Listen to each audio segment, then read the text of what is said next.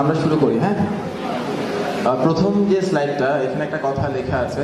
আচ্ছা, স্লাইড কি পেছন থেকে দেখা যায়? যারা পেছনে বসে আছেন দেখা যাচ্ছে না? ওকে, কথা শোনা যায়? কথা শোনা যায়? যায়, ওকে। চাকরি করব, চাকরি করার পর মাস শেষে একটা বেতন পাবো, এটাই হচ্ছে চাকরি, জব। আর ক্যারিয়ার ব্যাপারটা কেমন? ক্যারিয়ার হচ্ছে আপনার টোটাল যে লাইফস্টাইল, টোটাল লাইফস্টাইলের সঙ্গে রিলেটেড। আপনি পোশাকটা কেমন পরবেন, আপনি আপনার ফ্যামিলি কেমন থাকবে, আপনার টোটাল লাইফটা কেমন হবে, আপনার ভাবনাগুলো কেমন হবে, আপনি কোন কথাটা বলতে পারবেন, কোন কথাটা বলতে পারবেন না, এই টোটাল ব্যাপারটা হচ্ছে আপনার ক্যারিয়ার।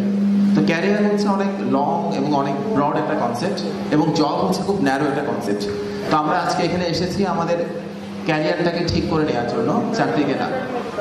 তো আরেকটা শব্দ আছে, শব্দটা হচ্ছে ক্যারিয়ারিস্ট।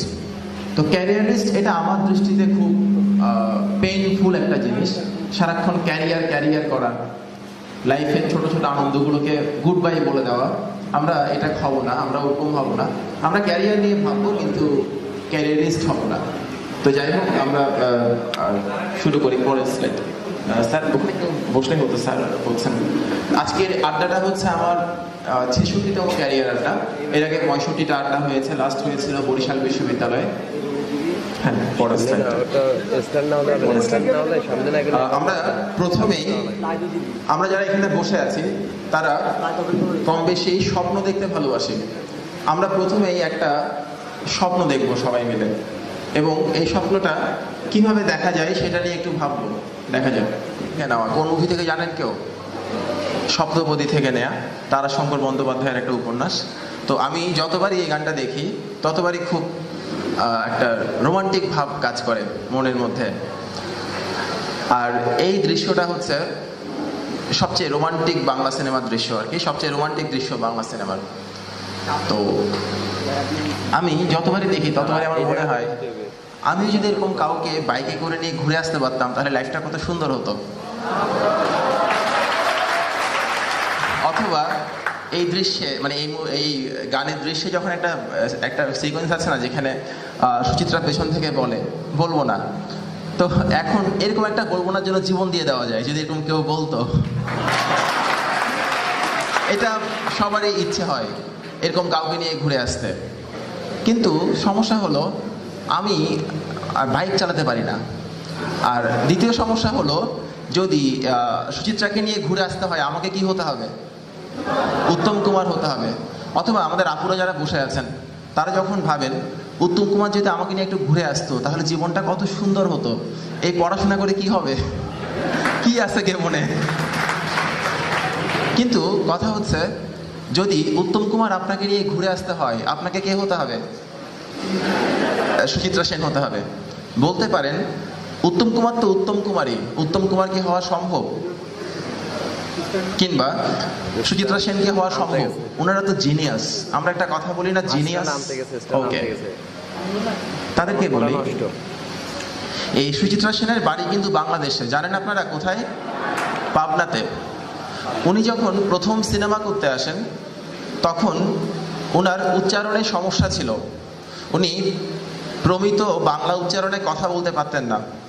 তখন সিনেমার ডিরেক্টর তাকে বলেছিল যে, দেখো তুমি তো শুদ্ধভাবে কথাই বলতে পারো না, তুমি একটা কাজ করো, তোমার উচ্চারণটা ঠিক করে আসো, এরপরে দেখা যাবে তোমার আসলে সিনেমা করার কোনো প্রতিভা নাই, তোমার মুভি করার কোনো প্রতিভা নাই।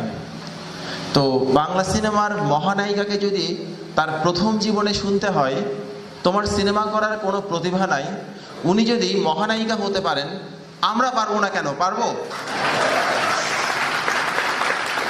তবে একজন উত্তম কুমার হতে হলে, একজন সুচিত্রা সেন হতে হলে যেই পরিমাণ পরিশ্রম করা দরকার, যেই পরিমাণ ডেডিকেশন দরকার, যতগুলো নির্ঘুম রাত কাটাতে হয়, সেটা করতে আমরা কেউ রাজি না। আমরা সেটা করার জন্য আজকে এখানে এসেছি। হ্যাঁ, পরের স্লাইডটা। তো আমি ক্যারিয়ার আড্ডার সময়ের কিছু থাম্ব রুল ফলো করি, শুরুতেই জানিয়ে দিই।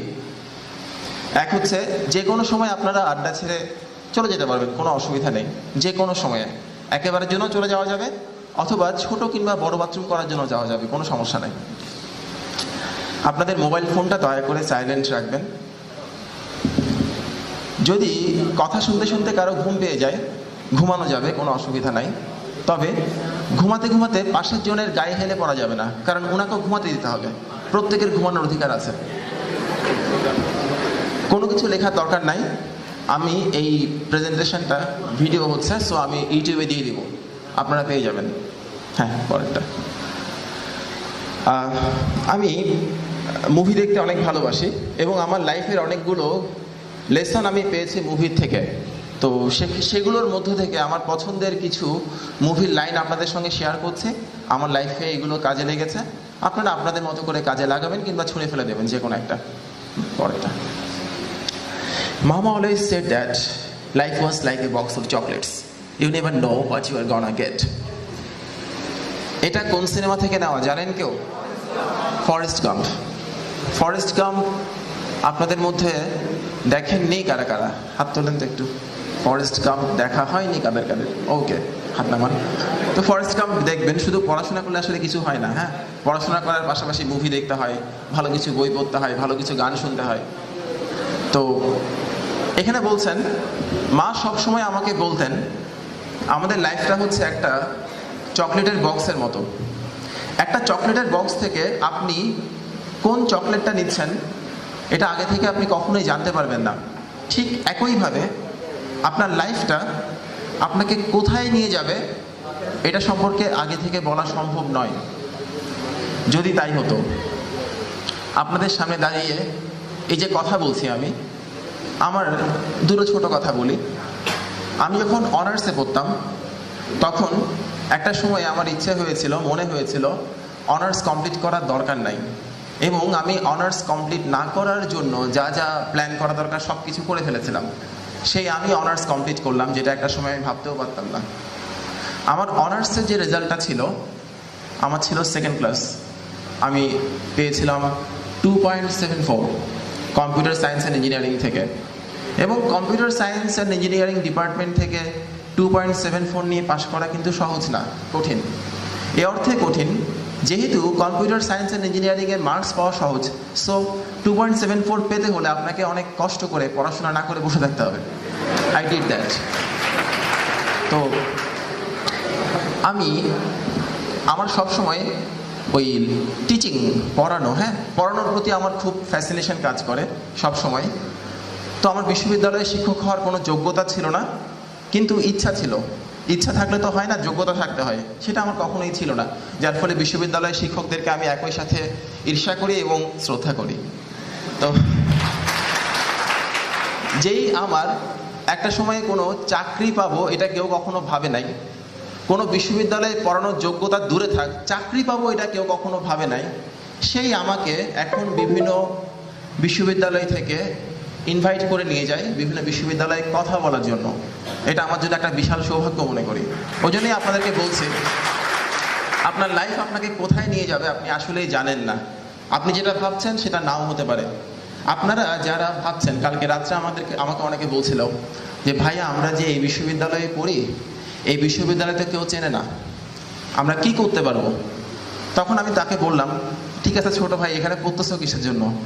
বলে না আসলে তো পড়ে ফেলতেছি, এখন কি হবে? বলে এখন পড়তে হবে। বলে না বিষয়টা ওরকম না, আমাদের থেকে তো ওরা অনেক এগিয়ে, ওরা অনেক এগিয়ে। আচ্ছা, আমি আপনাদের এটা সলিউশন দিচ্ছি আমার এক ছোট বোনের সুন্দর একটা কথার মধ্যে দিয়ে। আমার এক ছোট বোন আছে সালমা, ও ঢাকা বিশ্ববিদ্যালয়ে ইংলিশ ডিপার্টমেন্ট থেকে অনার্স মাস্টার্স কমপ্লিট করেছে। তো ও হচ্ছে কৃষক ফ্যামিলির মেয়ে। ওর বাবা হচ্ছে একজন কৃষক, ওর বাবাও কৃষক, ওর ভাইয়ারাও কৃষক, কিন্তু ওই পড়াশোনা করেছে ওদের ফ্যামিলিতে। তো ওকে প্রায় সময় শুনতে হতো যে ও কৃষক কন্যা, এবং ওর বন্ধু বান্ধব কারো বাবা ব্যাংকার, কারো বাবা শিক্ষক, কারো বাবা ব্যবসায়ী, ইত্যাদি ইত্যাদি। তাদের তুলনায় তার বাবার সামাজিক অবস্থানটা একটু নিচে সবাই ধরতো আর কি।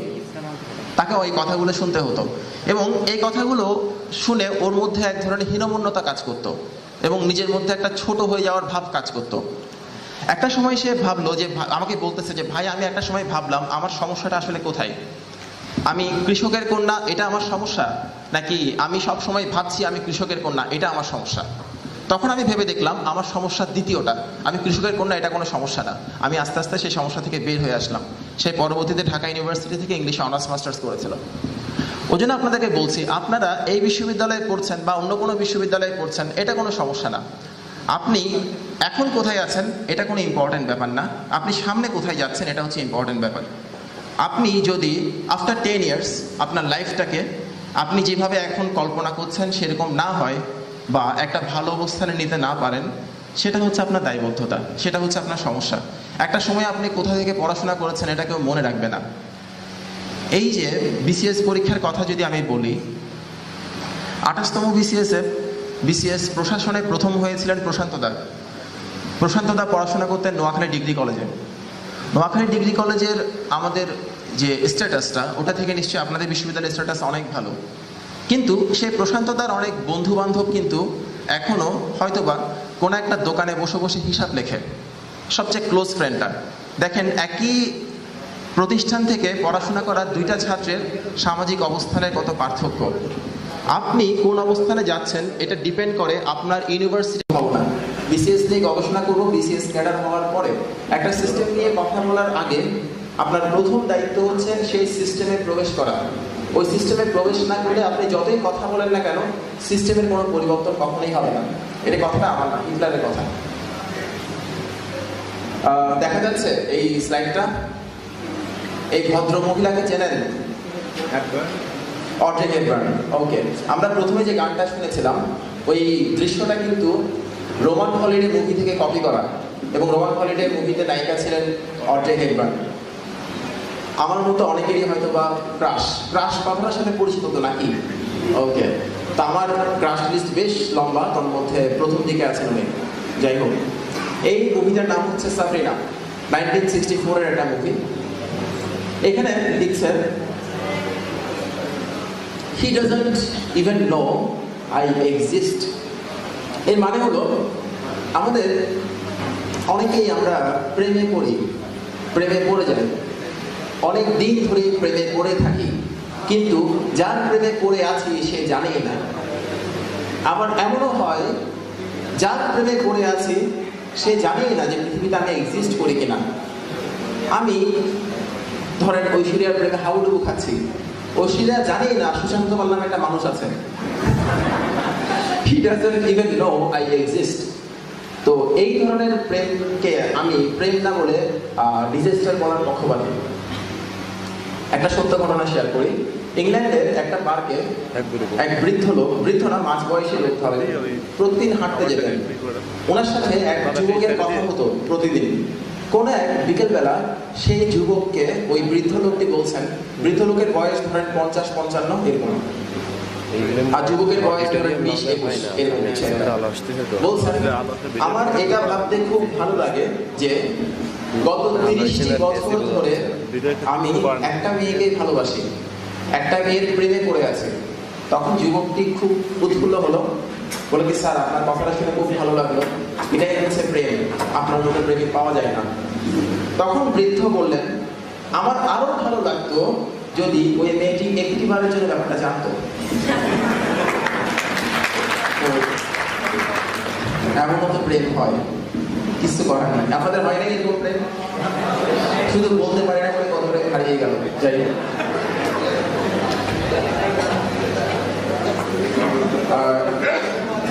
বব ডিলানের একটা গান আমি প্রায় সময় শুনতাম এবং শুনি। এই গানটা আমাকে প্রচন্ড মোটিভেট করে। How many roads must a man walk down before you call him a man? How many seas must a white dove sail before she sleeps in the sand? এর মানে হচ্ছে, ওই সুমনের একটা গান আছে, সুমন বা অঞ্জন দত্তের, কতটা পথ হাঁটলে পরে মানুষ বলা যায়। মানে আপনি কতটুকু পথ পাড়ি দেওয়ার পর আপনাকে পরিপূর্ণ মানুষ বলা যাবে। আমরা মানব সন্তান, কিন্তু মানুষ হয়ে উঠতে পারিনি এখনো। কতটা পথ হাঁটলে পরে আপনাকে মানুষ বলা যাবে। একটা ঘুঘু যখন সমুদ্রের ওই বালুতে যখন বিশ্রাম নেয়, ওই বিশ্রামটা নেওয়ার আগ পর্যন্ত তাকে কতটা পথ উড়ে পাড়ি দিতে হয়, সেই হিসাব আমরা কেউ রাখি না। ওই হিসাবটা আপনাকে বুঝতে হবে। কতটুকু পরিশ্রম করার পর আপনার বিশ্রাম নেওয়ার সময়টা আসবে, ওই পরিশ্রমটুকু করার আগে যদি বিশ্রাম নেওয়া শুরু করি আমরা, তাহলে আর কমপ্লিট ম্যান হওয়া সম্ভব না বা রিকগনাইজড হওয়া সম্ভব না। আচ্ছা, ওনাকে চেনেন? স্টিভ জবস, তাকে আমি বলি বস অফ দ্য বসেস। ওনার এই কথাটা আমার খুব পছন্দের। Your time is limited, so don't waste it living in someone else's life. এর মানে হচ্ছে আমাদের লাইফের যে সময়টা, যতটা সময় আমরা বাঁচি, যতটা সময় আমরা আমাদের ক্যারিয়ারের জন্য চেষ্টা করি বা চেষ্টা করার সুযোগ পাই, এই সময়টা লিমিটেড। আমরা যদি এই সময়টাতে অন্য কারো জীবনে বাঁচি, অন্য কারো জীবনে বাঁচার মানে কি, আমি যে জীবনটা কাটানোর স্বপ্ন দেখি, যদি সেই জীবনটা না কাটাতে পারি, কম্প্রোমাইজ করে বাঁচি, তাহলে একটা সময় দেখা যাবে কি আমি মারা যাব এবং মৃত্যুর আগের সময়টাতে আমি বাঁচতে পারবো না ঠিক মতো। আপনি যদি মৃত্যুর আগের সময়টাতে আপনার স্বপ্নের জীবনটাতে বাঁচতে না পারেন, আপনার মতো করে বাঁচতে না পারেন, তাহলে সেটা সম্ভবত বেঁচে থাকা না, এবং আপনি বেঁচে থাকার আগেই মৃত্যুবরণ করবেন। দ্য ডার্ক নাইট মুভিতে একটা কথা বলেন, কথাটা হচ্ছে এভরিওয়ান ডাইজ, সবাই মারা যায়, but not everyone really lives. কিন্তু সবাই আসলে বাঁচে না, সবাই মরে কিন্তু সবাই আসলে বাঁচে না। তো বাঁচার মানে হচ্ছে আমরা যেভাবে বাঁচতে চাই, আমরা যেভাবে করে আমাদের জীবনটাকে কাটাতে চাই, সেভাবে করে বাঁচা।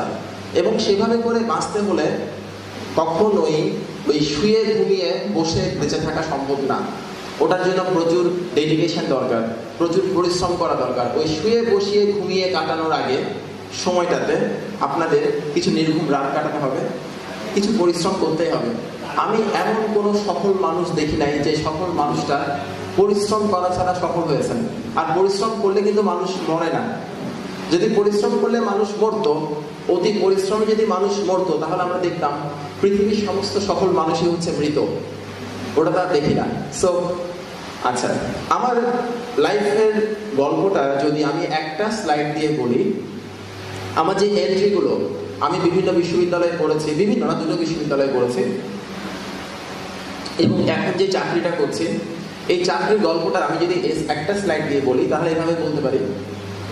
আমি যখন চুয়েটে ভর্তি হয়েছিলাম, আমি চুয়েটের স্টুডেন্ট, কম্পিউটার সায়েন্স অ্যান্ড ইঞ্জিনিয়ারিংয়ের, তখন আমি ভর্তি পরীক্ষায় মেধা তালিকায় সেকেন্ড হয়েছিলাম, এবং চুয়েট থেকে পাশ করে বের হওয়ার সময় তাও আমি মেধা তালিকায় সেকেন্ড হয়েছিলাম, তবে শেষের দিক থেকে।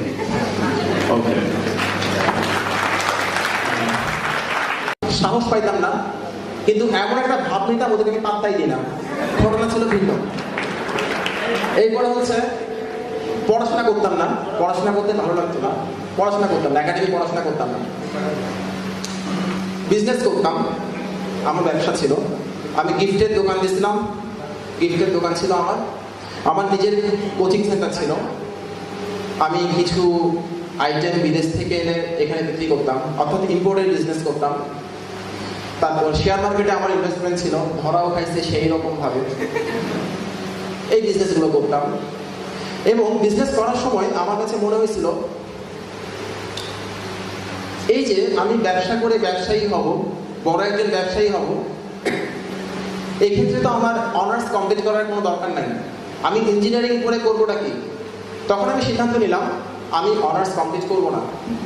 এবং আমার বন্ধুরা সবাই পাশ করে বের হয়ে গেছিল চুয়েট থেকে। 2.5 বছর হয়ে গেছে তখন আমি ডিগ্রি কমপ্লিট করি নাই। 2.5 বছর কিন্তু দীর্ঘ সময়, হ্যাঁ। আর 6 মাস চলে গেলে আমার ছাত্র তো বাতিল হয়ে যেত, আমি আর কখনই অনার্স কমপ্লিট করতে পারতাম না।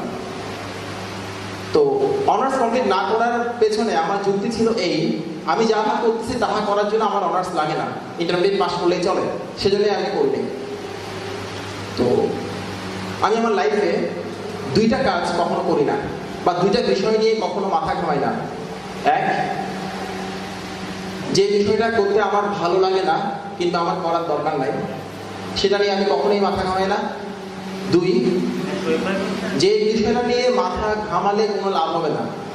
ধরেন আমি কোটা নিয়ে মাথা ঘামাতাম না এই কারণেই যে কোটা নিয়ে আমি যতই মাথা ঘামাই না কেন, যতই কান্নাকাটি করি না কেন, আসলে কোনো বেনিফিট হবে না, আলটিমেট রেজাল্ট হচ্ছে 0। তো যে বিষয়ে আমার কোনো হাত নাই, ওই বিষয়ে মাথা না ঘামিয়ে খুব ভালো হচ্ছে, নিজের ভাগ্যটাকে পরিবর্তন করার জন্য চেষ্টা করা। তো আমি কখনোই এগুলো করতাম না। তো আমার যেহেতু একাডেমিক পড়াশোনা ভালো লাগতো না, আমি করতাম না, দ্যাটস ইট। সে সময় একটা ছোট্ট ঘটনা আমার লাইফে ঘটে, যে ঘটনাটা ছিল আমার লাইফের জন্য টার্নিং পয়েন্ট। আপনার লাইফে যে কোনো একটা দিন, যে কোনো একটা ঘটনা, যে কোনো একটা কথা আপনার লাইফের মোড়টাকে পুরোপুরি ইউটার্ন দিতে পারে একদম। তা আপনারা চাইলে আমি আমার লাইফের টার্নিং পয়েন্টটা শেয়ার করতে পারি আপনাদের সাথে। তো তখন আমি কিন্তু সবসময় ধনী ব্যক্তি ছিলাম আর কি, রিচ, অনেক টাকা পয়সা কামাই করতাম, কিন্তু ডিগ্রি ছিল না সোজা কথায় বলতে গেলে। খুব লাক্সারিয়াস লাইফ লিড করতাম সবসময়। তো একটা সময় আমি একটা বাসায় দাওয়াত খেতে যাচ্ছি বাসে করে দাওয়াত খেতে যাচ্ছি কোনো একটা বাসায়, বেশ ফিটফাট হয়ে যাচ্ছি, একদম শার্টটা ইন করে, দামি শার্টটা পরে যাচ্ছি।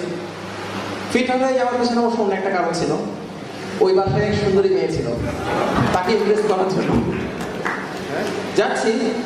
বাস থেকে নামার সময় বাসের শুরুর যে সিটটা, ওই সিটে একটা পেরেক বের হয়েছিল সিট থেকে, আমি খেয়াল করি নাই। ফর্মাল প্যান্ট পরে যাচ্ছি, কালো প্যান্ট পরে, একটা পেরেক বের হয়েছিল। তো নামার সময় খেয়াল করি নাই, হঠাৎ করে ওই পেরেকটা আমার প্যান্টের সঙ্গে আটকায় গেছে এবং আমার প্যান্টটা ছিঁড়ে গেছে। ছিঁড়ে যাওয়ার পর মোটামুটি চতুর্ভুজ আকৃতির করে ঝুলতেছে প্যান্টটা।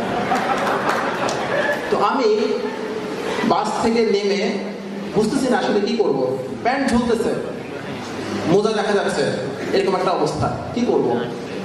এটা নিয়ে তো দাওয়াত খেতে যাওয়া যায় না, তার উপরে মেয়েটা না থাকলে একটা কথা ছিল, মেয়েটাও আছে, কিভাবে যাবো? চিন্তা করতেছি কি করা যায় তার কাছে।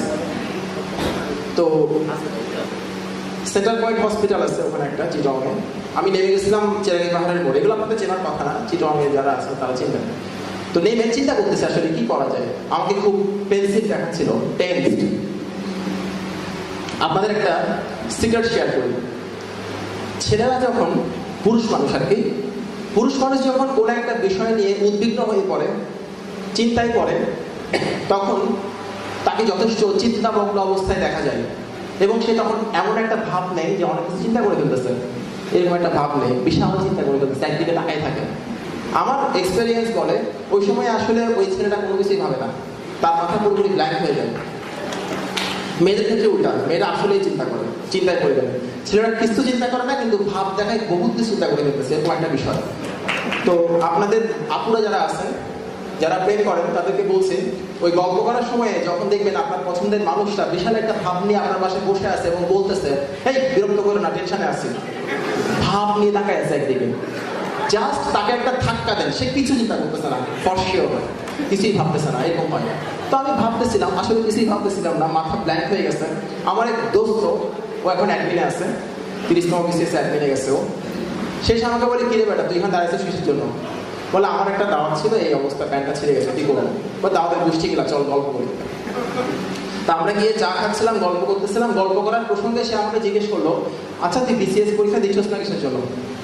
বলে বিসিএস পরীক্ষা দিয়ে লাভ কি? তুই তো একটা বিসিএস পরীক্ষা দেওয়ার যোগ্যতাই নাই, তুই তো এখন অনার্স কমপ্লিট করিস নাই। মানে তাও ঠিক, আমার শুধু প্রজেক্ট বাকি। তাহলে প্রজেক্ট না হলে তো সার্টিফিকেট হবে না, না সার্টিফিকেট হবে না, বলে এটা কমপ্লিট কর, বিসিএস পরীক্ষা দে, ভালো হবে। তোর মতো ক্যালিবারের ছেলেমেলে আসবে না, এটা কি ধরনের হয়? সে আমাকে বলতেছে, বন্ধু বান্ধব তো। তখন তো বিসিএস নিয়ে আমার সত্যিকার অর্থে কোনো ধারণা ছিল না, একেবারেই কোনো ধারণা ছিল না। যে টুকটাক ধারণাগুলো ছিল সেগুলো ছিল এরকম, বিসিএস মানে হচ্ছে থানায় চাকরি করে, এয়ারপোর্টে চাকরি করে, এরপরে ম্যাজিস্ট্রেট বলে রাস্তাঘাটে লোকজনকে শাস্তি দেয়, এরকম কিছু বিষয় দেখতাম। তো আর হচ্ছে ঘুষ খায় সারাদিন, এগুলো আইডিয়া ছিল। এবং ঘুষ ছাড়া চাকরিটা হয় না, এটাই মনে করতাম সবার মতো। তা আমি আমার বন্ধুকে কথাগুলো বললাম, চিন্তা করেন আমার আইডিয়াটা আরো কত বাজে ছিল। আমি বললাম, আচ্ছা বিসিএস মানে কি ওই ব্যাংকে চাকরি করে এগুলো না? বলে মানে?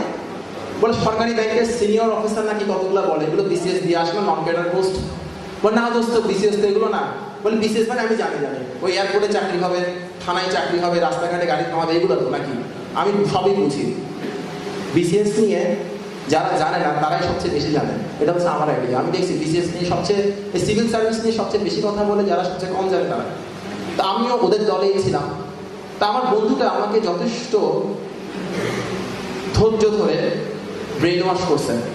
What is BCS, what is civil service, civil সার্ভিসের ক্যারিয়ারটা কীরকম, সে আমাকে অনেক ধৈর্য ধরে বুঝাচ্ছে জিনিসগুলো। শুনলাম কথাগুলো। আমার একটা অভ্যাস হচ্ছে, আমার মাথায় যদি কোনো একটা পোকা একবার ঢুকে, সেই পোকাটা কিলবিল করতেই থাকে করতেই থাকে করতেই থাকে, বের হয় না। এবং কোন একটা জেদ যদি একবার মাথার মধ্যে চাপে, সেটা আমি যে করেই হোক, করার পরে ছাড়ি, করার আগে ছাড়ি না। তো সেই দিনই আমি সিদ্ধান্ত নিলাম, আমি বিসিএস পরীক্ষা দিব, সিভিল সার্ভিসে আসবো, এবং বিসিএস পরীক্ষা দেওয়ার জন্যই আমি চুয়েটের স্যারের সঙ্গে আমার যোগাযোগ করা শুরু করলাম। আমার যিনি সুপারভাইজার স্যার ছিল, ওনার সঙ্গে যোগাযোগ করা শুরু করলাম। আমার লাইফের যে কয়েকটা জিনিসকে আমি খুব যত্ন করে আগলে রাখি, আমি আমার সম্পত্তি মনে করি, সেগুলোর মধ্যে একটা হচ্ছে আমার সে ছেঁড়া প্যান্টটা এখনো আছে। ওই ছেঁড়া প্যান্টটা না থাকলে লাইফটা এত সুন্দর হতো না। প্যান্টটা ছিঁড়ে গেছে বলেই ভালো হয়েছে। একটা কথা বললাম না, আপনার জন্য আসলে কোনটা ভালো, আপনার জন্য আসলে কোনটা মঙ্গলজনক, এটা শুধুমাত্র সৃষ্টিকর্তা জানেন। সৃষ্টিকর্তাই আমার প্যান্টটা ছেড়ে দিচ্ছে। প্যান্ট না ছেড়ে কিন্তু আমি আত্মীয় চলে যেতাম দাওয়াত খাওয়ার জন্য, হয়তো বিসিএস পরীক্ষা দেওয়ার সিদ্ধান্ত নিতাম না। আমি কিন্তু বিসিএস পরীক্ষার ফর্ম জমা দিয়েছি, 30তম বিসিএস এর ফর্ম জমা দেওয়ার যেদিন লাস্ট ডেট ছিল সেদিন জমা দিয়েছি। এর একদিন এবং তার আগের দিন আমি সার্টিফিকেট পাইছি চুয়েট থেকে। তার আগের দিন আমার সার্টিফিকেট পাবলিশ করছে পিপিসি, ওটা নিয়ে আমি ফর্ম জমা দিচ্ছি। একদিন পরে কোনো সম্ভব ছিল না। আচ্ছা, এরপর আরেকটা, টিউশনি কেন ছেড়ে দিচ্ছি সেটা একটু বলি। আচ্ছা, যেহেতু আমি বিসিএস পরীক্ষা দেওয়ার সিদ্ধান্ত নিলাম, এবং সিদ্ধান্ত নেওয়ার পর দেখলাম এখানে আসলে অনেক পড়াশোনা করতে হয়। আমি আগে কোনো কিছুই পড়ি নাই, কোনো কিছুই জানি না, ওরকম একটা অবস্থা। আমার এখন কি করা উচিত? তখন আমি মোটামুটি ওই সময় যে ব্যবসাগুলো করতাম, সেই ব্যবসাগুলো ছেড়ে দেওয়ার সিদ্ধান্ত নিলাম। আমি 4টা ব্যবসা করতাম, বিভিন্ন কাজ করতাম, আস্তে আস্তে সেগুলো কমাই দিছি। ফেসবুকে প্রচুর লিখতাম, ওই সময় লেখালেখিও কমাই দিছি। পড়াশোনার দিকে অনেক সময় দেওয়া শুরু করলাম। অনেকে আমাকে বলে যে ভাইয়া, আমার লাইফে অনেক ফাইন্যান্সিয়াল লস আছে, আমার অনেক টাকার লস আছে। ওই টাকার লসের কথা মাথায় রাখলে আমার পড়াশোনা করতে ইচ্ছা করে না, অনেক কষ্ট লাগে। তাদেরকে বলি, আমি ওই সময় ব্যবসা ছেড়ে দেওয়ার কারণে ওই সময়ের ভ্যালু অনুসারে আমার লস হয়েছিল 40 লাখ টাকার মতো টোটাল। আমি ওই 40 লক্ষ টাকা লসের কষ্ট মাথায় রেখে পড়াশোনা করছি। আমি যদি পারি, আপনি পারবেন না কেন? এবং টাকার লস হলে কত যে কষ্ট লাগে, এটা শুধু ওই ভুক্তভোগী ছাড়া কেউ বুঝবে না। কষ্ট উপার্জিত টাকা, এটা কিন্তু আমার ইনকাম ট্যাক্স দেওয়া টাকা ছিল। ওই টাকাটা যখন পানিতে চলে যায়, অনেক কষ্ট লাগে, অনেক।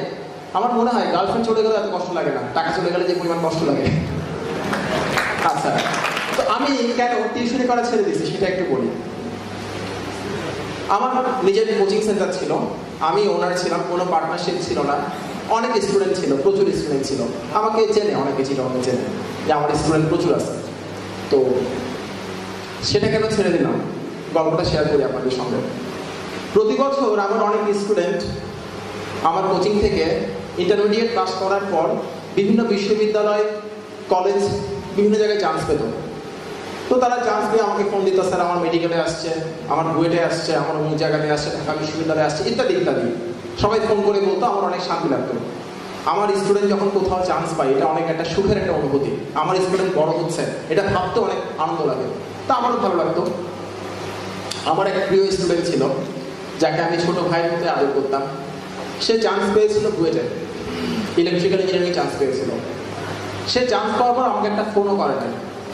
আমি 3-4 দিন পর জানতে পারলাম সে বুয়েটে চান্স পেয়েছে ইলেকট্রিক্যালে। তখন আমি তাকে ফোন করলাম, ফোন করে বললাম, ভাই তুমি তো একটা বিশাল কাজ করে ফেলছো, বুয়েটে তোমার চলে আসছি ইলেকট্রিক্যালে, তুমি তো আমাকে ফোনও করো নাই, ফোন করো নাই কেন? বলে, স্যার আমি সময় পাই নাই, ওটা ফোন করলেন। বলছে, ও আচ্ছা আচ্ছা, অসুবিধা নেই। তো চান্স পাইছে তোমার কেমন লাগতেছে? বলে, স্যার ভালোই তো লাগতেছে, মানে পার্ট বুঝছেন, ভালোই লাগতেছে। ও আচ্ছা, তো একটা কাজ করো, তুমি কোচিংয়ে আসো, তোমাকে একটু মিষ্টি মুখ করাই, এত কষ্ট করছো ভাই, মিষ্টি খাবে না, তোমাকে মিষ্টি খাওয়াবো, কোচিংয়ে আসো। তো ও বলে, স্যার আমি আসলে একটু বিজি হয়ে পড়ছি স্যার, বুঝেন তো স্যার, বিভিন্ন জায়গা থেকে যোগাযোগ করতেছে, অনেক কোচিং থেকে ক্লাস নিতে বলতেছে, আমি স্যার সময় করে আসবো আপনার কোচিংয়ে। এই আগ পর্যন্ত সে কখনোই বলা নেই আপনার কোচিং। ওই দিন দেখলাম আপনার কোচিং হয়ে গেছে। আচ্ছা ঠিক আছে, তারপরে ভাই আসো। বলে, না স্যার একটা কথা বলার ছিল আপনাকে, বলবো? আপনি তো স্যার মাইন্ড করে ফেলেন। না না, বলো বলো। বলে, স্যার আপনি তো কোচিং থেকে কখনো কোনো লিফলেট বের করেন নাই, তো এবার তো অনেকেই স্যার বিভিন্ন জায়গায় চান্স পাইছি আমরা, আমাদের একটা বক্তব্য নিয়ে ছবি টবি নিয়ে আপনার সঙ্গে একটা গ্রুপ ছবি নিয়ে একটা লিফলেট বের করেন, আপনি দেখবেন অনেক স্টুডেন্ট পাইছেন, আপনার স্যার অনেক লাভ হবে, আপনার ফাইন্যান্সিয়াল অনেক লাভ হবে। তা আমার খুব কষ্ট লাগছে এই কথাগুলো শুনে। আমার স্টুডেন্ট, আমার ছোট ভাই যখন আমাকে শেখায় কিভাবে পয়সা ইনকাম করতে হবে, তখন তো আর সেটাকে আসলে ভালো লাগে না। ওর কথায় কষ্ট পাওয়ার আরেকটা কারণ ছিল, আপনাদের সঙ্গে শেয়ার করি। এই ছেলেটা ক্লাস 9 থেকে ইন্টারমিডিয়েট পর্যন্ত পুরোটাই আমার তত্ত্বাবধানে পড়াশোনা করছে। তো এই ছেলেটা ক্লাস 9-এর সেকেন্ড টার্মিনাল পরীক্ষা দেওয়ার সময় ওর বাবা মারা যায়। তোর বাবার মৃত্যুর পর ওরা আর্থিকভাবে একটু সমস্যায় পড়ে গেছিল। তখন আমি আন্টিকে ডেকে বললাম যে ও আমার কাছে পড়বে, অসুবিধা নাই, ও কোনো বেতন দিতে হবে না। তো আন্টি বললেন না, আমার কোনো অসুবিধা হবে না বেতন দিতে। বলে আমি জানি আপনার অসুবিধা হবে না, আমার কোচিংয়ে তো অনেকে ফ্রি পড়ে, ও করবে, ও আমার ছোট ভাইয়ের মতো, আমার প্রিয় স্টুডেন্ট, প্লিজ এটা আমাকে এই সেবাটা করতে দেন। এই ছেলেটাকে ক্লাস 9-এর সেকেন্ড টার্ম পরীক্ষার পর থেকে ইন্টারমিডিয়েট পর্যন্ত 3.5 বছরেরও বেশি সময় আমি সম্পূর্ণ ফ্রিতে পড়াইছি। সেই ছেলে যখন আমাকে বইটা চান্স পাওয়ার পরে শেখায় কিভাবে করে পয়সা ইনকাম করতে হবে, তখন তো আসলে নিজের প্রতি একটা কষ্ট কাজ করে যে আমি কেন পড়াচ্ছি, কাদেরকে পড়াচ্ছি, কেন পড়াবো। তখন আমি সিদ্ধান্ত নিচ্ছি আমি আর স্টুডেন্ট পড়াবো না। স্টুডেন্ট পড়ায় আমি কি পাচ্ছি? আরেকটা ছোট ঘটনা ঘটছিল, ঘটনাটা বলি। আমি যেহেতু ওই সময় স্টুডেন্ট পড়াতাম, সারাদিন স্টুডেন্ট পড়াতাম, অনার্স কমপ্লিট করি নাই, তখন আমার স্টুডেন্টদের যারা গার্ডিয়ানরা ছিলেন, গার্ডিয়ানরা বাইরে গিয়ে বলা বলি করতেন যে স্যার তো আসলে শুধু স্টুডেন্ট পড়াই লাইফ কাটাই দিবে, স্যারের মনে হয় ইঞ্জিনিয়ারিংয়ের পড়াগুলো বোধহয় মাথায় কুলাচ্ছে না, কঠিন পড়াশোনা তো জন্য মাথায় কুলাচ্ছে না, এই জন্যই স্টুডেন্ট পড়াচ্ছে। অনেকে বলতো আসলে স্যার স্টুডেন্ট পড়াবে না তো কি করবে, স্যারের পক্ষে এর চেয়ে ভালো কিছু করা সম্ভব না, ওই জন্যই স্টুডেন্ট পড়াচ্ছে, স্টুডেন্ট পড়ানো তো সহজ কাজ।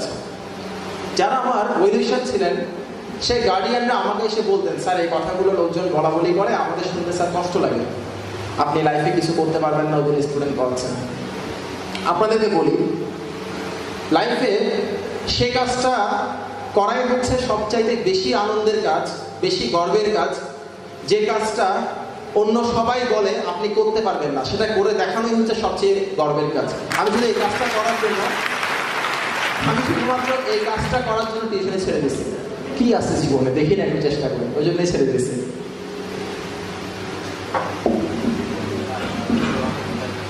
তারপর আরো কিছু কষ্ট ছিল। আমি যেহেতু পাস টাস করি নাই, তো বন্ধু বান্ধব আমাকে আসলে খুব একটা পাত্তা দিত না। পাত্তা মানে কি, আমি ফোন করলে ফোন ধরতো না, আমি ফোন করলে ফোন ধরতো না, মানে ওর ফোন ধরার কি আছে, ও তো দোকানদার, আমাকে সবাই দোকানদার বলতো। আমি আসলে দোকানদার ছিলাম, এটা কোনো সমস্যা না, বলে সেটা দোকানদার, সে তো পুতুল বেচে, মানে গিফটের দোকানদার ছিলাম। তো ওই লোকজন যত বাজেভাবে বলা যায় সেটাই বলে, তা আমাকে বলতো আমি পুতুল বেচি। ওকে, তখন ওই বিভিন্ন যে ইফতার পার্টিগুলো হতো, আমাকে কখনোই কোনো ইফতার পার্টিতে কেউ দাওয়াত করে নাই। আমার বন্ধু বান্ধব যাদেরকে আমি বন্ধু ভাবতাম আর কি, পরে বুঝতে পারছি ওরা আসলে বন্ধু ছিল না, ওরা ক্লাসমেট ছিল। বন্ধু এবং ক্লাসমেটের মধ্যে তফাৎ আছে। ওরা কখনো আমাকে কোনো ইফতার পার্টিতে দাওয়াত করে নাই। ধরেন একটা গেট টুগেদার হচ্ছে, সেই গেট টুগেদারের মধ্যে বলতো, দুই একজন বলতো সুশান্তকে ফোন দেয়, বলে আরে না বেটা, ও আসলে আমাদের, আমরা সবাই এখানে ভালো ভালো জায়গায় আছে, ওকে ফোন দেওয়ার কি আছে, মানে আমাকে ফোন দেওয়ার কি আছে। I don't exist in their eyes, I don't exist in their eyes, তাদের দৃষ্টিতে আমার কোনো এক্সিস্টেন্সই নাই। যে মানুষটাকে কেউ পাত্তা দেয় না, সেই মানুষটার জন্য এই দুনিয়ায় বেঁচে থাকা যে কি পরিমাণ কষ্টের, এটা কেউ বুঝবে না, কেউ ফিল করতে পারবে না যদি আপনি সেই অবস্থার মধ্যে দিয়ে না যান। আমি সেই অবস্থার মধ্যে দিয়ে গেছি, এবং আমার বাবা মাকে আমার জন্য, আমার বাবা মা ছোট ভাই, এই তিনজনকে আমার জন্য লোকজন মুখে যা আসে তাই বলতো, বড় বড় কথা বলতো।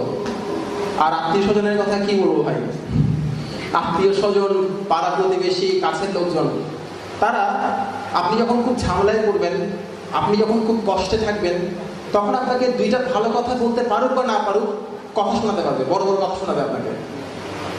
নিজেরা কিন্তু আপনাকে কোনো ভালো পরামর্শ দিচ্ছে না, কিন্তু কথা শোনাবে। আমি যখন কষ্টে ছিলাম তখন দুইটা ভালো কথা বলছে যারা, তারা কে কে ছিল ওই মানুষগুলোর নাম আমি আপনাকে হাতের করে বলে দিতে পারবো। তাদের সংখ্যা খুব কম ছিল, 5-6 জন, 4-5 জন। তারাই বলছিল আমি কিছু করতে পারবো। বাকিরা সবাই ধরে নিয়েছে আমার লাইফটা শেষ হয়ে গেছে, কেউ বিশ্বাস করতো না। সবাই এসে আমার বাবা মাকে বলতো ও তো দোকানদারি করতেছে, এই করতেছে, সেই করতেছে, ও লাইফে কোনো কিছু করতে পারবে না, আপনাদের লজ্জা হয় না, এই কথাগুলো বলতো। বাবা মা কিন্তু মানে আপনার সম্পর্কে বাবা মা নিজের অপমান সহ্য করতে পারে, কিন্তু সন্তানের অপমান সহ্য করাটা খুব কষ্ট বাবা মার জন্য। তাও বাবা মা খুব কান্নাকাটি করতো। আমি সেই ছেলে ছিলাম যে ছেলের জন্য তার বাবা কান্না করছে। বাবা চোখের পানি দেখা খুব কষ্টের। মারা অনেক সময় কান্নাকাটি করে, বাবারা তো শক্ত হয়। বাবা কান্না করতো, মা কান্না করতো। আমার ছোট ভাই আমার জন্য কাউকে বুক ফুলিয়ে কোনো কিছু বলতে পারতো না। ওকে ওর বন্ধু বান্ধব বলতো দাদা এগুলো কি করতেছে, ও সরে আসতো, বুক ফুলিয়ে কোনো কিছু বলতে পারতো না আমার জন্য, আমার ছোট ভাই। তো বাবা মা এসে বলতো যে বাবা তুই একটু কিছু কর, তোর প্রজেক্টটা ক্লিয়ার কর, তোর জন্য তো আমরা লোকজনকে মুখ দেখাতে পারতেছি না। তা আমার কিন্তু আবার মুখ দেখাতে অসুবিধা হতো না, আমি দেখাতে পারতাম। লোকজন আসতো, আমি গিয়ে যখন সালাম দিতাম, কুশল বিনিময় করতাম, তখন তারা এমন এমন করে তাকাতো, আমার কষ্ট লাগতো।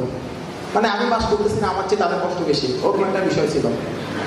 এই যে বিষয়গুলো, এই যে কষ্টগুলো, সেই কষ্টগুলো আমাকে প্রচন্ড তাড়া করে বেড়াতো। আমি মানসিকভাবে কিন্তু ওই সময় সুস্থ ছিলাম না, অসুস্থ ছিলাম মানসিকভাবে। সেই সময় একটা ঘটনা ঘটছিল, তখন আর আমি নিজেকে কন্ট্রোল করতে পারি না। ঘটনা ছিল এটা, চুয়েটে রিউনিয়ন হচ্ছে আমাদের। তো রিউনিয়ন হওয়ার সময় আমাদের আমাদের ব্যাচের রিউনিয়ন হচ্ছে।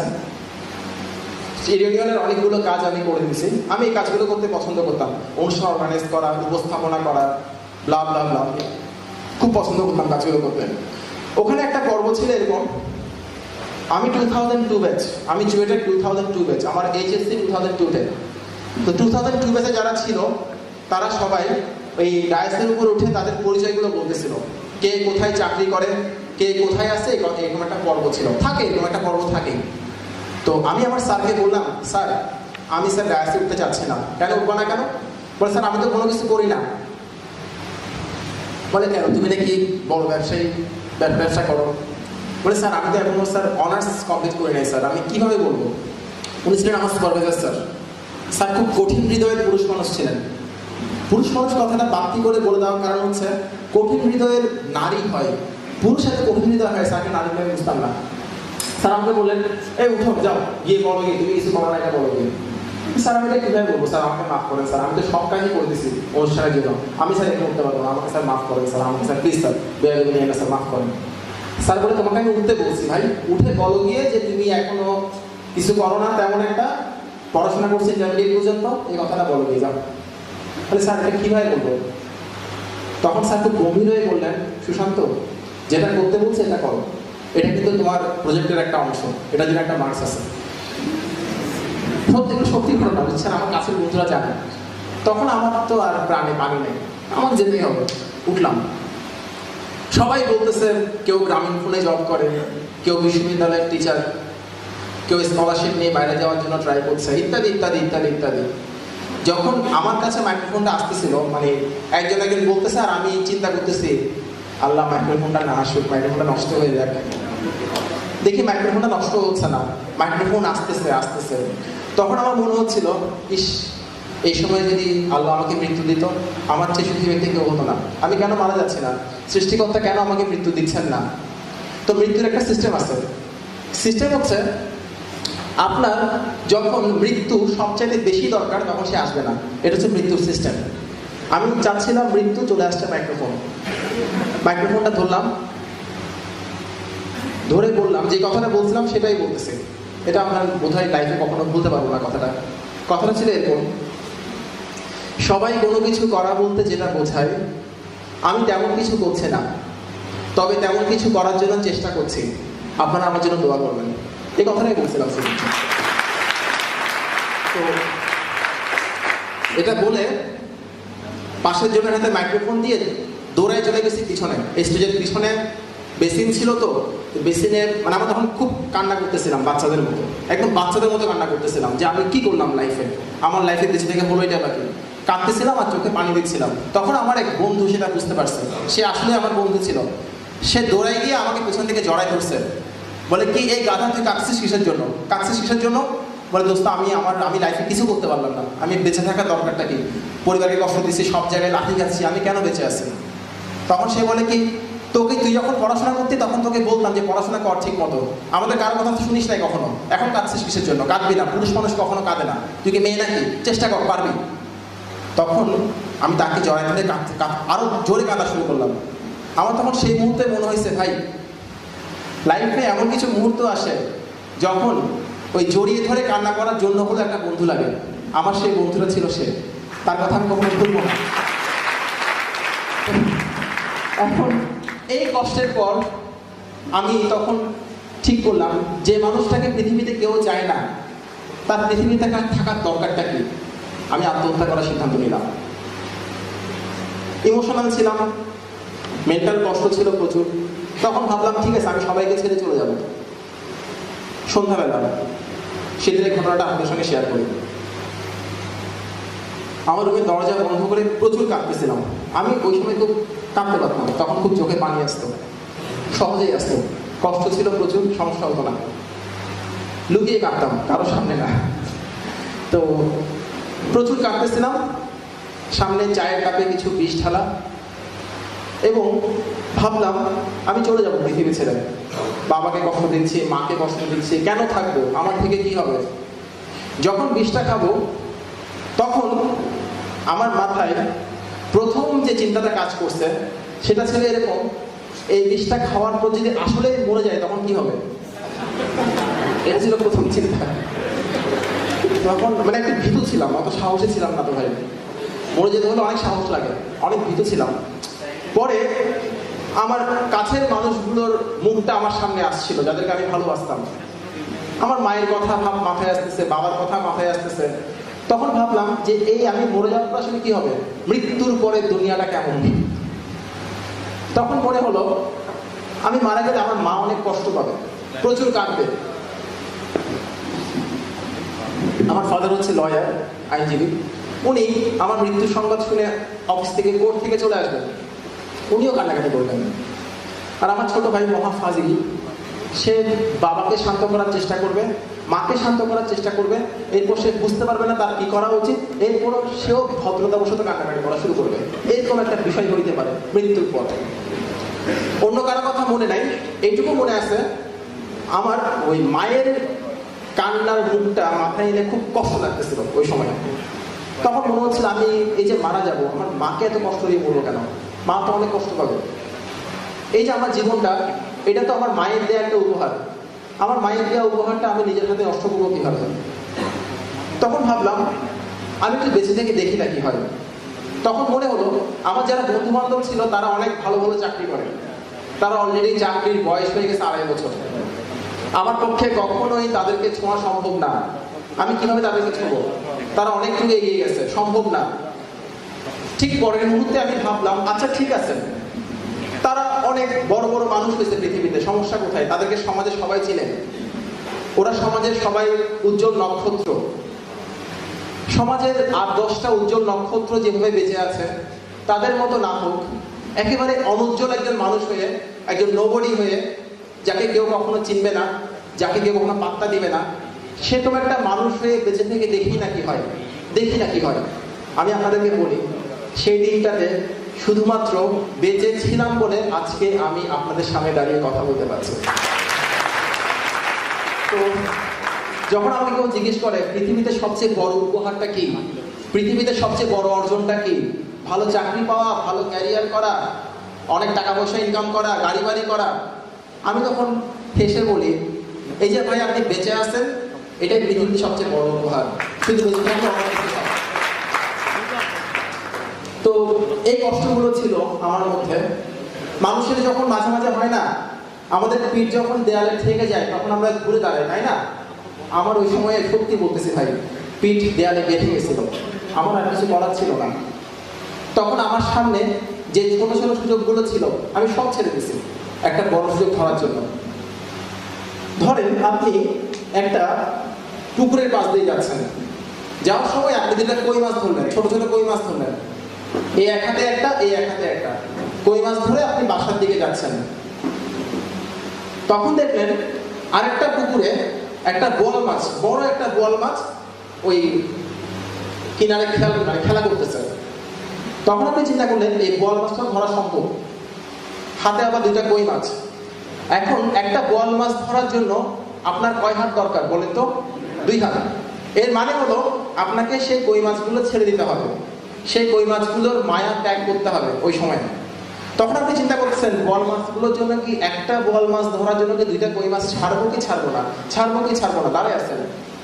বোয়াল মাছটা কিন্তু আপনার জন্য ওয়েট করবে না যে আমাকে উনি ধরবে, একটু ওয়েট করে কি হবে। বোয়াল মাছটা কিন্তু ওখান থেকে চলে যাবে। আপনি যদি অনেক দেরি করে ফেলেন তাহলে আপনার পক্ষে বোয়াল মাছটা ধরা কিছুতেই সম্ভব না। দেখেন আমাদের লাইফে অনেক সময় অনেকগুলো সুযোগ আসে, বড় সুযোগ। ওই সুযোগগুলো ধরার জন্য ওই সময় আমাদের সামনে কতগুলো ছোটখাটো সুযোগ থাকে যেগুলোর মায়া ত্যাগ করতে হয়, একদম ছেড়ে দিতে হয়। আমরা বেশিরভাগ লোক ভাবতে থাকি ত্যাগ করবো কি করবো না, করবো কি করবো না, এই ভাবতে ভাবতে সুযোগটা চলে যায় সামনে থেকে। এটা মাথায় রাখবেন, আপনার যখন সামনে বড় সুযোগ আসবে তখন সামনে ছোটখাটো অনেকগুলো জিনিস ছেড়ে দিতে হয় যেগুলো ওই সময় দরকার নেই। আমি শুধুমাত্র ওই কাজটা করছিলাম বিধায় লাইফে যাই পাইছি, না হলে সম্ভব ছিল না, সব ছেড়ে দিয়েছিলাম ওই সময়।